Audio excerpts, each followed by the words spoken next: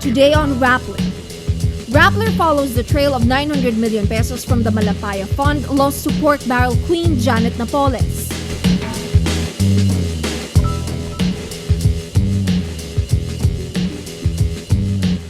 MNLF rebels stand their ground on day 12 of the Zamboanga siege.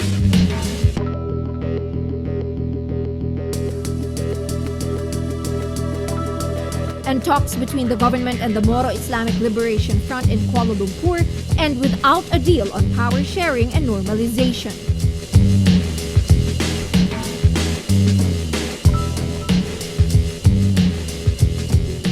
Hello, I'm Ai Makariig, sitting in for Maria Ressa. Welcome to Rappler, your social news network. 900 million pesos in proceeds from the Malampaya Fund is the single biggest contract cornered by alleged pork barrel queen Janet Napoles since she began channeling government funds to her fake non-governmental organizations. The Malampaya Fund consists of royalties collected from operations of the Malampaya gas and oil fields in waters of Palawan province. In less than 3 months, the money went to Napoles NGOs and bank accounts. Involved in the Malampaya issue are former Agrarian Reform Secretary Nasser Pangandaman and 2 other officials, Narciso Nieto and Teresita Panlilio. Rappler spoke with at least 6 sources who knew about the issue. In 2009, then-President Gloria Arroyo issued an executive order allowing government to tap the Malampaya Fund for rehabilitation after a series of typhoons battered the country. Former Budget Secretary Rolando Andaya tells Rappler a series of cabinet meetings was held to discuss the implementation of that order.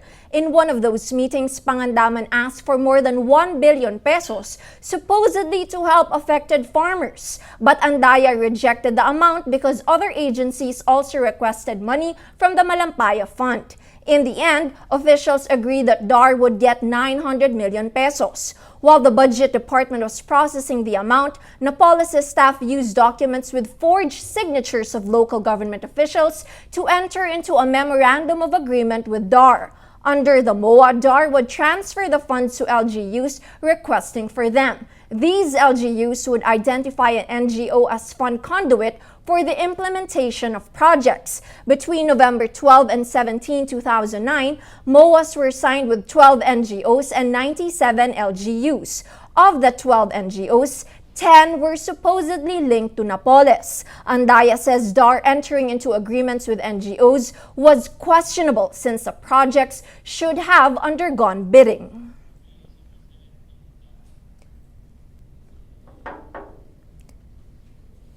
A court schedules marathon hearings related to a motion for bail filed by Janet Napoles on September 27.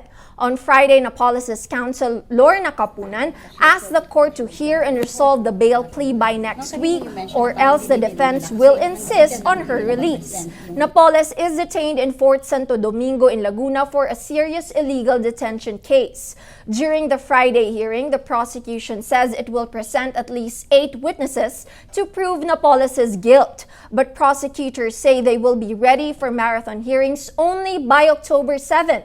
Kapunan says the prosecution should have been ready as early as September 9, the original date for Napoles' arraignment. In their motion, Napoles' lawyers also argue the serious illegal detention case is politically motivated because of the pork barrel scam. Napoles will be arraigned on Monday. On the 12th day, the crisis in Zamboanga is contained but not over. Carmela Fonbuena reports. It's day 12 of the Zamboanga crisis and everyone's asking, when will the crisis end? 40 MNLF fighters are standing their ground on the boundary of Barangay Santa Catalina and Barangay Santa Barbara. 2 civilians were caught in the latest gunfire. Both are wounded. Government troops vow to hunt down MNLF Commander Javier Malik, but he continues to evade arrest. The rebels are still holding 20 to 50 hostages. Sana naghihingi kami ng pamunhin sa lahat na ang pace ng ating paglusong ay deliberate po, no? Nag-iingat po tayo. So sana maintindihan po ng lahat na hindi to pwedeng madaliin. Kailangan, lalo na kung may mga civilian, Kung wala nga civilian, hindi natin madala, lalo na ngayon ng civilian. The biggest question of all, how come the rebels are not running out of bullets? Sa ito sa mga pinapaaral ng Pangulo sa Intel community, maaari nag-preposition at may mga iba't ibang mga teorya. Siguro matapos itong putukan na ito ay magkakaroon ng mas malalim at malawak na pag-aaral dito sa kung bakit nga parang hindi nauubusan ng bala. Ang itong mga MNLF Miswari faction ay defense po. Na ang gamit nilang bala, minimize nila. Konti na lang ang bala nila at konti rin ang ginagamit na kinakailangan sa isang defensive action. No? Mas madami tayong ginagamit because we need a lot of ammunition to push them back. Outside the battle zone, things are slowly going back to normal. If there's something that can prove it best, it's the traffic. Bumabalik na sa normal, nagkakaroon na ng traffic jam, nagkakaroon na nga ng mga bungguan at aksidente, hindi na nagbibigayan yung mga sasakyan dito sa Zamboanga City, pero isang hudyat ito na bumabalik sa normalidad. The airlines na kahapon na 2 flights lang, ngayon ay dinoble nila at maaari na magsimula na muli yung Zamboanga-Cebu route. Out of the estimated 200 rebels that attacked Zamboanga City on September 9, 96 were killed, 72 were captured, and 45 have surrendered. Well, it's a good sign na discouraged na sila, nagsusurrender na sila. So, hopeful tayo na soon matatapos ito. Will the rebels go to jail? Sumasailalim sila sa proseso ng CIDG at sa pagsasakwa ng mga sinumpaang salaysay. No? Lahat naman ito ay papasok sa inquest proceedings at mapapailan ng kaso ito ayon sa pagpasya ng prosecutor ng Department of Justice. Ang general charge is a rebellion at nakapaloob na doon yung individual acts of murder, arson at iba pa. No? Dagdag pa doon yung violations of international humanitarian law. The problem is the Hall of Justice is located inside the battle zone. The city officials say they are looking for a temporary office so they can convene and charges can be filed already. Ever-resilient Zamboanga City springs back to life, but it's not over until it's over. At sundown, an explosion occurred in a bus terminal located outside the battle zone. Carmela Fonbuena, Rappler, Zamboanga City. The 11-day talks between the government and rebel group Moro Islamic Liberation Front or MILF end without a deal on power sharing and normalization. The peace panels of both sides had hoped all pending issues will be resolved in the 40th round of talks in Kuala Lumpur, Malaysia. But proposed changes to the annex, both from the government and the MILF, extended discussions. The negotiations are now down to what is considered the heart of the talks, power sharing, and what negotiators call the most sensitive and emotional aspect, normalization, which includes decommissioning of arms. MILF Chair Mohager Iqbal says they could not finish because of the amount of issues that still need to be resolved. The only document that we signed was the joint statement. One of the most important things that happened was that we were able to understand each other's perspectives, and hopefully by the next round of talks it would be quite easier for both parties to finally settle all the issues. It's been almost a year since the framework agreement on the Bangsamoro was signed. The government and the MILF envisioned the transition from the autonomous region in Muslim Mindanao to the Bangsamoro political entity to be completed by 2016. A Quezon Regional Trial Court issues arrest warrants against the 13 cops charged with multiple murder and 2 others charged with obstruction of justice in the Atimonan incident. On January 6, 13 suspected members of a robbery gang were killed in what police then said was a shootout with members of the police and the military. The National Bureau of Investigation, or NBI, later concluded the police and soldiers planned to kill the suspects. The Justice Department says the checkpoint in Atimonan, manned by Superintendent Hansel Marantan, was intended to kill alleged gang leader Vic Seaman and company. But the department clears former Calabar Zone Director, Chief Superintendent James Melad and 11 soldiers, citing insufficient evidence.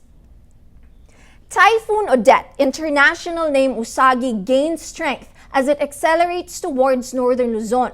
Public storm warning signal number 4 is raised over Batanes. Signal number 3 is up over Calayan Group of Islands and Babuyan Group of Islands, while Cagayan, Apayao, and Ilocos Norte are under signal number 2.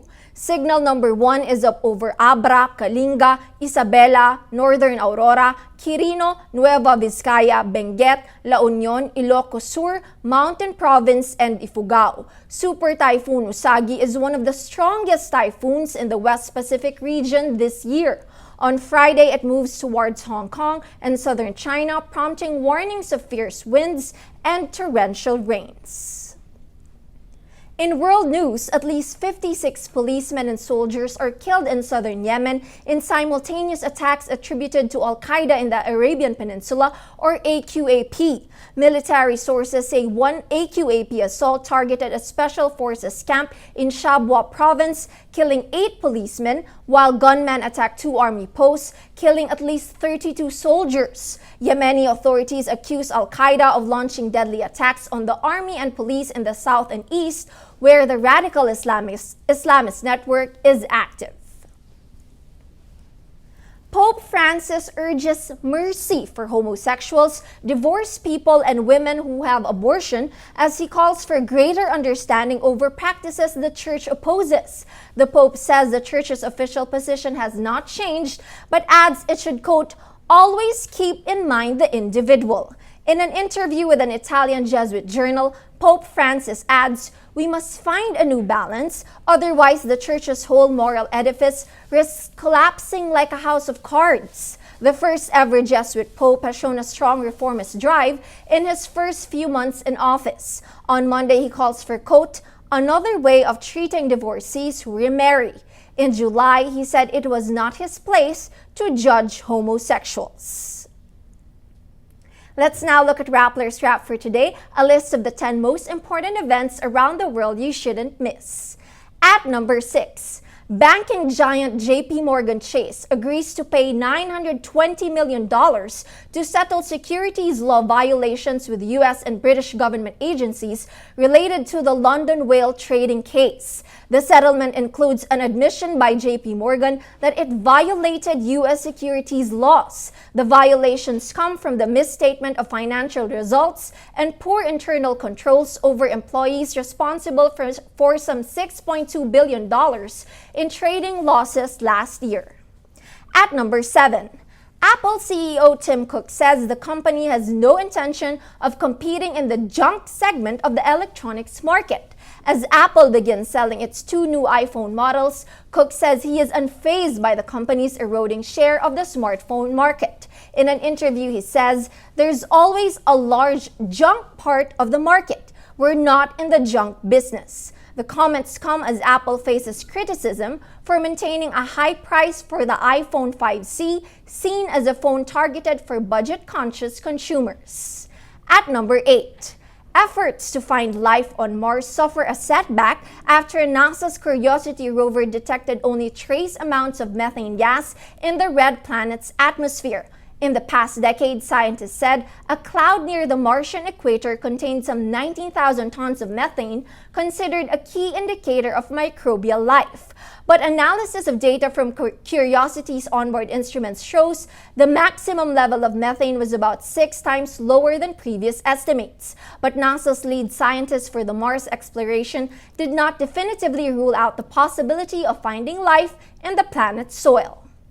And at number 9, the man who transformed Nintendo into a global byword for video games dies Thursday from pneumonia. Hiroshi Yamauchi was 22 when he took over the family business. He went on to head the firm for over half a century.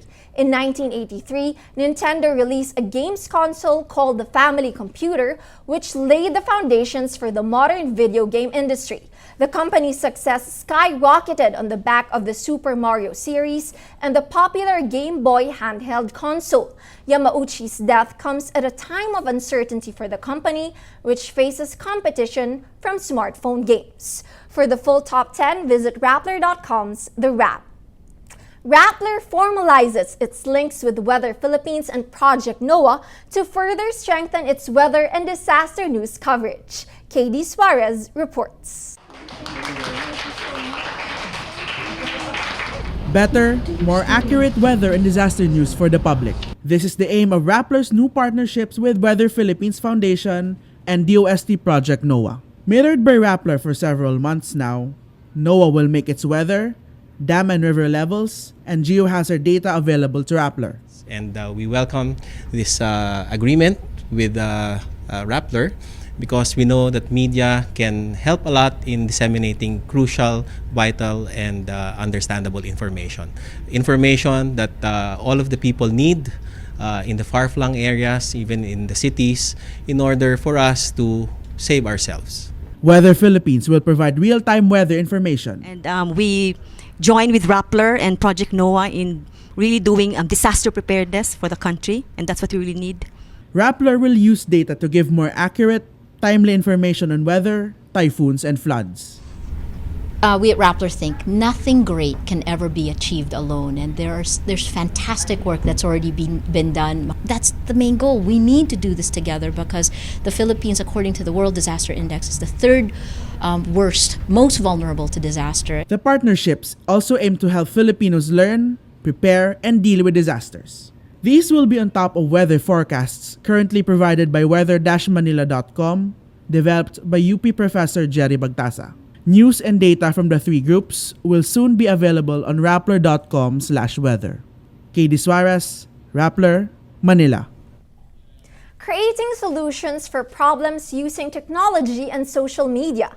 This is the premise of the Social Good Summit, an annual global event that brings together movers and shakers to come up with innovative ideas. For this year's Social Good Summit, we ask, what concrete action steps are possible now to ensure a better future by the year 2030?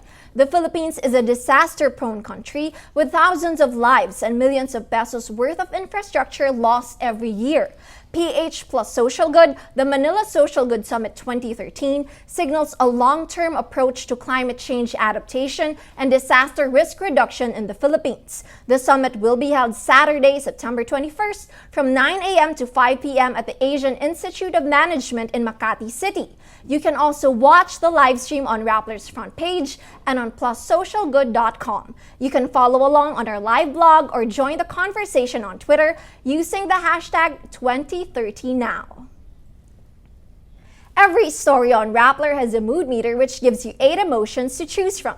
Click how you feel and your vote comes down to the mood navigator in the middle of the front page, which crowdsources the mood of the day. It also gives you the top 10 stories that got the most clicks. In today's mood navigator, we see this lone gray circle. Set back for finding life on Mars has 83% of readers feeling sad. Our science readers there. But if you look at the big picture, a lot of the circles are still in red, signifying an angry mood, and most of them are still related to the Napoles scam. From yesterday, we have Enrile lawyer, no direct link to scam. This is about the pork barrel scam. It has 89% of people feeling angry. Today's top story, this time on the Malampaya Fund, how the Malampaya Fund was plundered. A whopping 92% of people feel angry. All contributing to the mood of the day. Today, most people are still angry. That's Rappler's Newscast for today, Friday, September 20, 2013. Visit Rappler.com and watch your newscast Monday to Friday. Tell us how you feel on our mood meter and help us crowdsource the mood of the day. I'm Ayi Makaraig, and as we say at Rappler, tomorrow begins today.